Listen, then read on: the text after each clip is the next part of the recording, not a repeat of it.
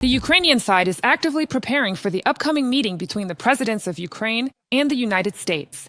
There is intensive coordination with partners underway. The head of the Ukrainian state announced this yesterday.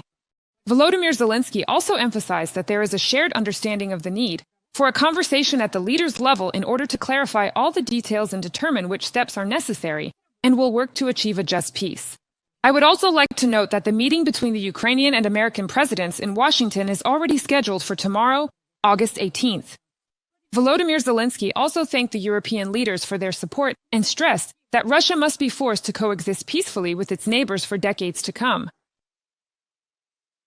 Russia rejects numerous demands for a ceasefire and still has not specified when it will stop the killings. This complicates the situation. But together, we are all working for peace and security. Ending the killings is a key element in bringing the war to an end. We welcome the principled statement from our partners in Northern Europe and the Baltic states. We are grateful for the very significant assistance. Unity among all strengthens each individual. Volodymyr Zelensky, President of Ukraine, on Telegram. Let me also remind you that the leaders of the Northern European and Baltic countries signed a joint statement expressing their support for Ukraine after the summit in Alaska.